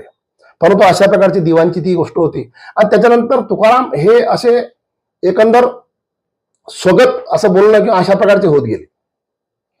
म्हणजे हा एक महत्वाचा भाग आहे त्यांच्या जीवनातला, की जो संघर्षाचा भाग झाला, साधक अवस्थेतला भाग झाला. आणि त्या साधक अवस्थेतून त्यांनी स्वतःला सिद्ध करत असताना सामाजिक ज्या काही चालीरीती आहेत त्या तोडून जे काही शास्त्र सांगतं त्या शास्त्राला शुद्ध पद्धतीने मांडून अभंगामध्ये जे मांडलं ते सामान्य माणसाच्या किंवा बहुजनाच्या एकंदर उत्थानाकरता मांडलं गेल्यामुळे ती एक कर्मकांडाच्या विरुद्ध किंवा ब्राह्मण्याच्या विरुद्ध गोष्ट झाल्यामुळे त्यांना हे जीवनामध्ये हे 2 जलदिव्य असेल किंवा दिवाण असेल, ह्या 2 गोष्टी आघात करायला लागले, सहन करायला लागले. त्यातून ते तेजानं बाहेर निघाले. हा त्यांचा क्षत्रियत्वाचा त्याचबरोबर त्यांच्या ब्राह्मणत्वाचा विजय होता. परंतु त्यानंतर तुकाराम थोडेसे मनस्वी झाले. पण त्यांच्या या विचारधारेनं समाज प्रभावित झाल्यामुळं हा कर्मकांडाचा भाग जो ब्राह्मणांचा होता त्यांना मात्र त्यांच्या त्या दुकानदारीमध्ये निश्चितपणे सातत्यानं त्रास होत होता हे लक्षात येईल. त्याच्यामुळं तुकाराम महाराज त्या तुकारामाचं कुठेही बरे वाईट हा करू शकतो. मंबाजी हे बहिणाबाई शिवकरांनी लिहिलेल्या अभंगामध्ये की तो कुठेही सापडेल तुकारामचं काही बरं वाईट करू शकतो. हा आपल्याला आता शेवटचा टप्पा जो आहे त्या टप्प्याकडे यायचे. तो टप्पा जो आहे तुकारामांचं महापरिनिर्वाण 1650 असा आहे की आपल्याकडे आपण फाल्गुन वद्य प्रतिपदा जी असते त्या दिवशी होळी असते, दुसऱ्या दिवशी रंगपंचमी असते द्वितीयेला. तर होळीचा सण झाला त्यावेळेस तुकाराम रात्री कुठेतरी कीर्तन करत होते इंद्रायणीच्या काठी, आणि द्वितीयेला ते तिथून म्हणजे आपण असं म्हणू की तिथून ते अदृश्य झाले, गायब झाले. म्हणून त्यांचा जे दिसत नाही, सापडत नाही म्हणून सर्वजण पाहायला सुरुवात झाली. तृतीया, चतुर्थी, पंचमीच्या दिवशी त्यांच्या चिपळ्या आणि गोधडी सापडली, पण ते सापडत नव्हते. आणि मग पंचमीच्या दिवशीच रामेश्वर भट्टांनी असं सांगितलं की त्यांना विमान घेऊन गेलं, वैकुंठाच्या विमानाला घेऊन गेलं. आता विमान फार फसवा प्रकार आहे. हा विमान जो आहे हा इतका फसवा प्रकार आहे की याकरता मी तुम्हाला 2 दाखले देणार आहे. महिपतींचा जो ग्रंथ आहे,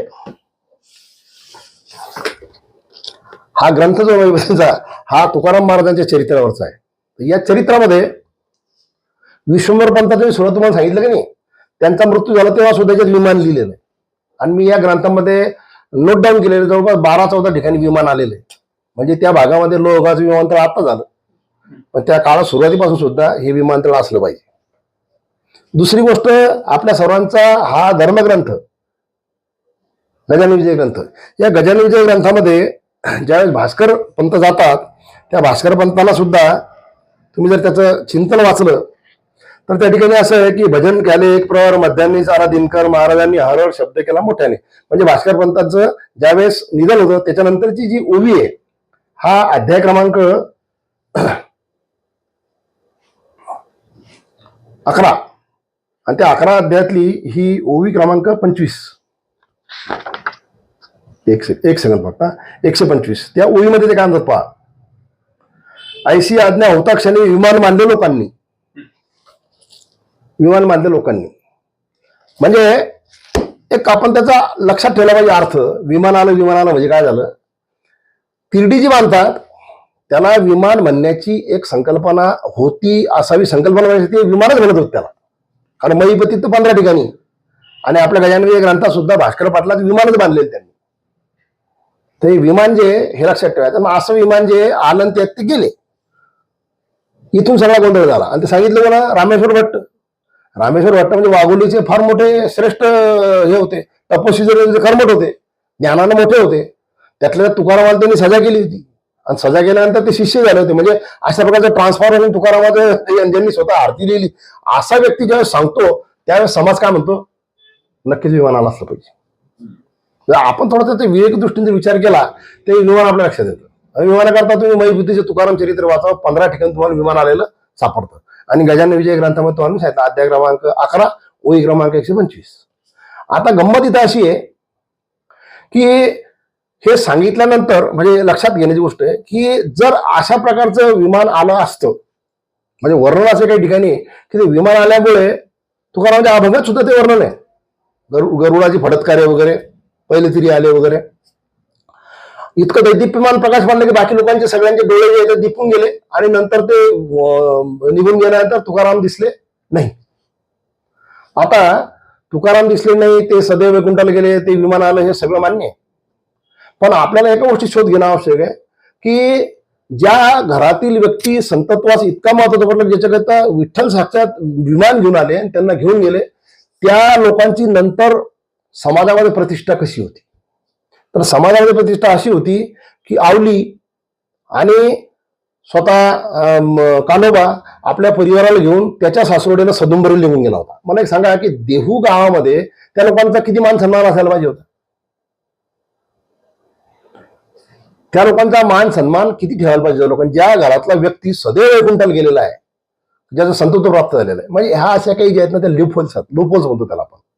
परंतु काय झालं माहितीये का की महिपती पासून नंतर अनेक यांनी त्याला मोठेपणा देत असताना कथेगिरी कीर्तनकार या लोकांनी जे आहे ना त्या गोष्टीचं थोडंसं आपण ज्याला म्हणतो की अवडंबर तयार केलं. आणि वारकरी संप्रदाय मुळात श्रद्धाळू आहे, अभ्यासू आहे. मग त्याच्यामुळे त्याचं एक एक्सप्लेनेशन तुमच्यासमोर मी देणार ते 2 मिनिटात. पण आपण ही गोष्ट पाहणं आवश्यक आहे. म्हणून कीर्तनकार म्हणून 25 वर्षात मी ज्या ठिकाणी फिरतो त्या ठिकाणी मी कीर्तनामध्ये गोष्ट लोकांना सांगत असतो की तुम्हाला अशा सगळ्या वेशामध्ये पाहिल्यानंतर लोक तुकारामाचं काय झालं, तर आपण त्याला प्रश्न विचारले पाहिजे. तुकारामाचं काय झालं हा तुम्हाला मला खिजवण्याचा खाजवण्याचा एक प्रकार असतो. तुकारामाचं काय झालं या विचारणाऱ्या अशा प्रकारच्या पुरोगामी व्यक्तीला पहिले विचारायचं की तुकारामाच्या अभंग गाथेमध्ये एकंदर अभंग किती आहेत, त्यातला तुझा एखादा पाठ आहे का, त्यातल्या एखाद्या चरणाचा तू जगतो का, आणि ते जर जगत नसला तर तुला हा विचारण्याचा अधिकार आहे का. पण माझ्या पांढऱ्या कपड्याला आणि माझ्या एकंदर या विषयाला तुला दूषण लावायच्या दृष्टिकोनात तुकारामाचं आम्ही जे मानतो ते आमच्या मनातली श्रद्धा तू तोडून टाकायची. एक लक्षात घ्या, बायोलॉजिकली मी सुरुवातीला त्याच्याकडे सांगतो की मी बिईंग डॉक्टर, मी तुम्हाला जेनेटिक गोष्टी सांगून राहिलो. बिईंग डॉक्टर आलेला प्रत्येक व्यक्ती जो आहे तो नश्वर ह्या देह धारण करतो तो जातो, पण त्याचे तत्व जात नसतात. त्या दृष्टिकोनातून जगद्गुरु तुकाराम महाराज असतील, माऊली ज्ञानेश्वर असतील, छत्रपती शिवराय असतील, यांचं तत्व जीवनचरित्र आणि त्यांनी दिलेले मूल्य जे येतं ते जोपर्यंत चंद्र सूर्य तोपर्यंत आहेत, यात वाद नाही. परंतु तुम्ही समाजामध्ये राहत असताना दुसऱ्या एखाद्या श्रद्धावान अशा समाजाला हिनवण्याचा प्रयत्न करता हे चुकीचं आहे.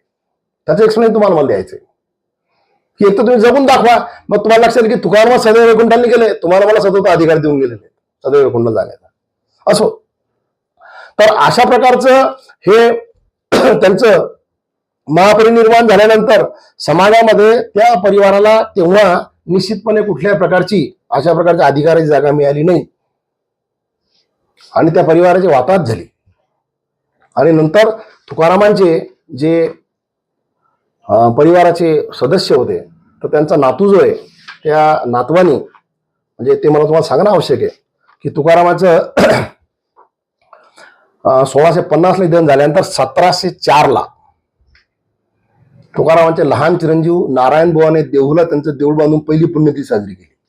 मला हे सांगा की ज्या रामेश्वर भट्टांनी सांगितलं की तुकाराम सदैव वैकुंठाला गेले, त्याचे त्या काळातले सर्व प्रकारचे जे काही, कारण ते ब्रह्मवृंद पॉवरफुल होते ते, आणि अशा प्रकारचं त्यांनी जर स्वतःच्या गुरु जाताना पाहिलं होतं तर मग त्यांची पहिली पुण्यतिथी साजरी व्हायला एकदम 54 वर्ष का लागली?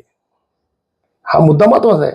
आणि त्यानंतर इकडे अधिकारी सर अलेक्झांडर ग्रांट यांच्या पुढाकाराने 1869 ला, तुकाराम गेल्यानंतर किती वर्ष पाहा तुम्ही, 1869 ला त्यांच्या अभंगाची गाथा प्रसिद्ध झाली. म्हणजे जे जलदिवस झाला होता रामेश्वर भट्टाच्या काळामध्ये, त्यांनी सुद्धा ते रिइन्स्टिट्यूटनी केलं. लोक लोक गंगेने त्याला तारलं, पण नंतर या व्यक्तीच्या, या काव्याचं, या पोएटचं जे हे सगळं महात्म्य जे आहे ते खरोखर इंग्रज लोकांनी जाणलं.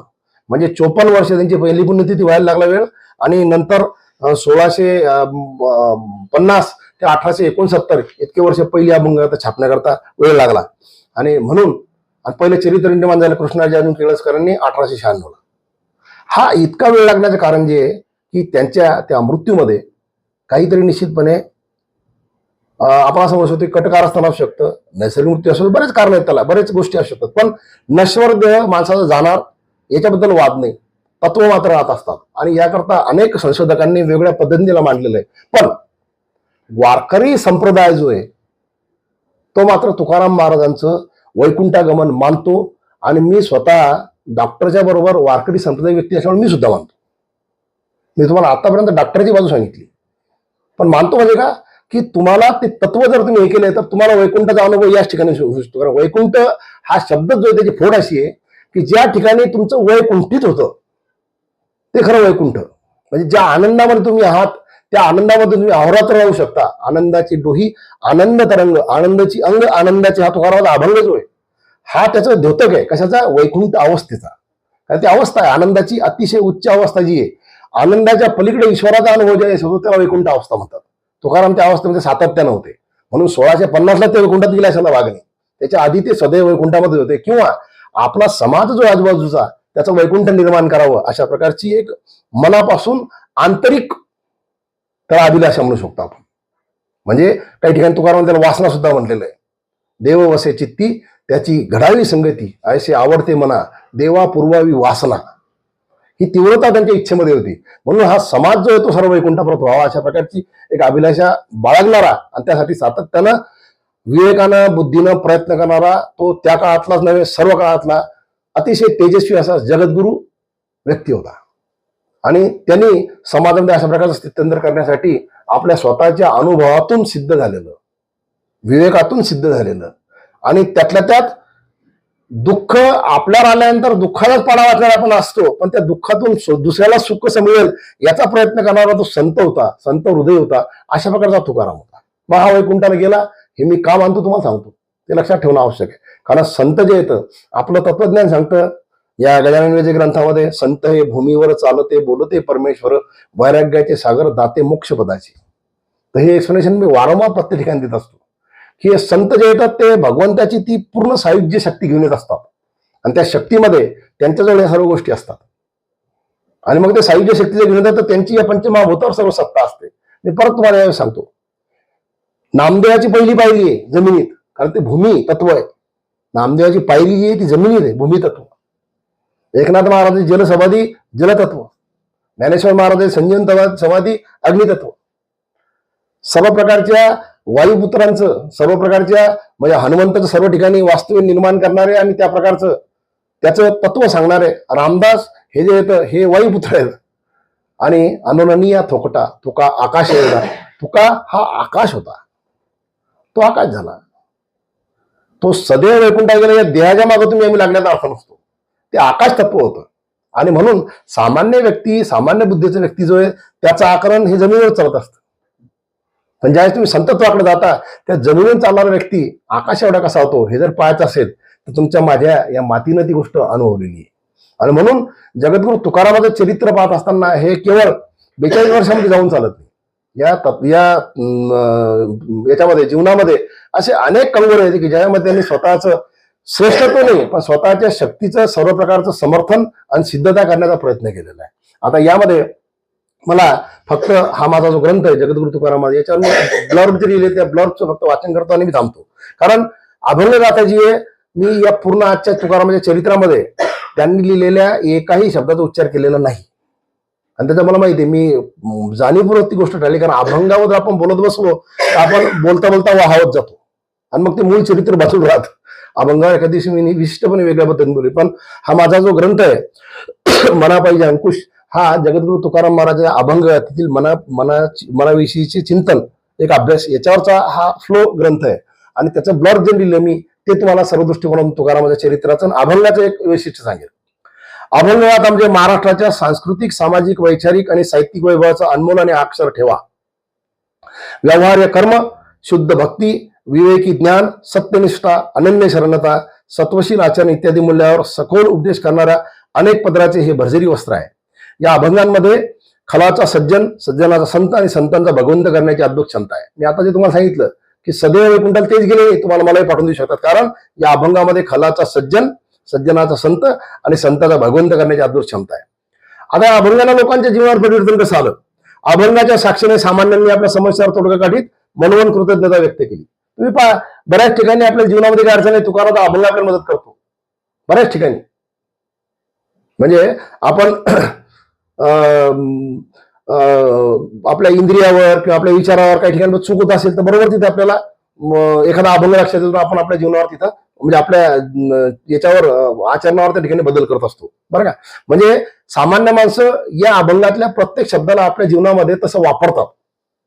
अभंगाच्या वापरातून पूर्वजांनी मोठेपणा प्राप्त करून घेतला. कुठल्याही याच्यामध्ये लोक, बिलकुल तुम्हाला सांगतोय, कुठेही तीर्थे धोंडापाणी, देव रोकडा सज्जनी, नवसे पुत्र होती तर काय करावं लागते पती, असा मोठेपणा बोलतात 5 स्टार हॉटेलमध्ये आणि तिथं मोठेपणा प्राप्त करतात, बरं का. अभंग हाच जीविकेचा उद्देश आणि जीवनाचे ध्येय मानून आयुष्य अर्पण करणारे संत स्वरूप महात्मे अमरत्व प्राप्त करते झाले. या संत परंपरेमध्ये, वारकरी संप्रदायामध्ये म्हणजे ज्ञानेश्वर महाराजांपासून आणि तुकाराम महाराजांपासून सुद्धा वेगवेगळ्या प्रकारच्या संत वचनांवर स्वतःचं जीवन जे ते अक्षरशः त्यांनी असं कुर्बान केलेले असे लोक आहेत की त्या तत्वानुसार जगले आणि त्यांच्या शब्दाला किंमत झाली. तुम्ही आळंदीमध्ये, पंढरपूरमध्ये गेले तर असे कितीतरी तुम्हाला महात्मे सापडतील. तोंडा महाराज देगलूरकर आहेत, इकडे जोग महाराज आहेत, मोठमोठे लोक आहेत, किसन महाराज साखरे आहेत. या लोकांनी स्वतःचं जीवन जे संतत्व प्राप्त केलं त्यांनी जिवंतपणी आणि ते अमर झालेले आहेत, बरं का. आणि आता चौथा प्रकार फार महत्वाचा तो आजच्या काळामध्ये दिसतो बघा. अभंगाचे निरूपण हे उपजीविकेचे साधन मानून अनेक कीर्तनकार, प्रवचनकार, प्रबोधनकार आर्थिकदृष्ट्या सक्षम झाले, समृद्ध झाले. मात्र अभंग गाथेच्या अभ्यासाबाबत समाज स्वावलंबी झाला नाही. हा एक महत्वाचा मुद्दा लक्षात ठेवणं आवश्यक आहे की चुकलिया वर्म फेरा पडे असं तुकाराम महाराज अभंगात म्हणतात. तर हा फेरा पडण्यासाठी तुकाराम महाराजांच्या अभंगाचं सखोल चिंतन करून आपण प्रत्येकानं स्वतःच्या जीवनामध्ये तशा प्रकारचं परिवर्तन करण्याचा प्रयत्न करणं आवश्यक. तो का की ज्ञानेश्वरी जशी सलग आहे तशी तुकाराम गाथा ही त्या उदकात बुडवल्यानंतर लोकगंगेतून ज्या निर्माण झाली त्यावेळेस ती एक प्रकारचा असा म्हणजे गोपाळकाला झालेला आहे. त्याच्यामध्ये क्रोनॉलॉजी व्यवस्थित नाही. ही क्रोनॉलॉजी व्यवस्थित नसल्यामुळं तुकाराम महाराजांचा अभंग ज्यावेळेस उचलून आपण अभ्यास करतो त्यावेळेस तुकारामांनी अभंग लिहिला त्यावेळेस त्याची मनस्थिती म्हणजे तुकारामांची मनस्थिती कशी असेल याचा सांगोपांग विचार करून आपल्याला त्या अभंगाचं चिंतन करावं लागतं आणि त्याचं ऍप्लिकेशन आपल्या जीवनामध्ये करावं लागत असतं तर ते समजतं. आणि याकरता समाजामध्ये प्रत्येकाला सातत्यानं तुकारामांच्या एका अभंगाचं तरी दररोज चिंतन करायला पाहिजे. कारण तुकारामांचे अभंग जे आहेत, ज्ञानेश्वरांची ज्ञानेश्वरी जी आहे तुमच्या माझ्या जीवनाला आमूलाग्र बदल करू शकते. पण त्या दृष्टीने तो प्रयत्न केला, अजून तो प्रयत्न झाला नाही. आम्ही कीर्तनकार कीर्तन करतो, पैसे घेऊन मोकळे होतो. जे लोक संत महात्मा मोठे झाले त्यांनी अनेक प्रकारचे अशा प्रकारचे कीर्तनकार वगैरे तयार केले. समाजामध्ये त्यांचं प्रबोधनाचं कार्य आहे, पण प्रबोधनाचं कार्य करता करता ते लोक व्यवसायामध्ये उतरले. त्याच्याबद्दल मला जास्त खोलत जायचं नाही. आता मी याचं एक्स्ट्रॅक्ट तुम्हाला सांगतो. संघर्षाच्या अस्वस्थ वर्तमानात जीवन आणि शाश्वत मूल्ये यांची सर्रास कत्तल होताना दिसते. अशा परिस्थितीत जीवनाला अर्थपूर्ण आधार आणि आकार देण्याचे मानसिक सामर्थ्य अभंग गाथेमध्ये निश्चित आहे. यासाठी सामान्यांमध्ये स्वतः अभंगाचे साधक होऊन चिंतनाच्या वाटेने जाऊन मनाच्या अक्षातून परिवर्तन करण्याची जिज्ञासा निर्माण व्हावी याकरता आपण प्रत्येकाने प्रयत्न केला पाहिजे. देहाला स्फूर्ती देण्याची जी क्षमता ज्या पद्धतीने रक्तात असते त्याप्रमाणे विचाराला चैतन्य देण्याची क्षमता अभंगगाथेत सदैव आहे. हा विवेकी विचार रक्तासारखा शरीरभर फिरून समाज पुरुष शुद्ध आचरणाचे विराट स्वरूप प्राप्त हो अशा प्रकारची एक प्रांजलापेक्षा व्यक्त करतो. तुम्हाला सर्व ज्ञानी साधकांना या ठिकाणी मनापासून वंदन करतो आणि माझ्या शब्दांना या ठिकाणी विराम देतो. रामकृष्ण हरी.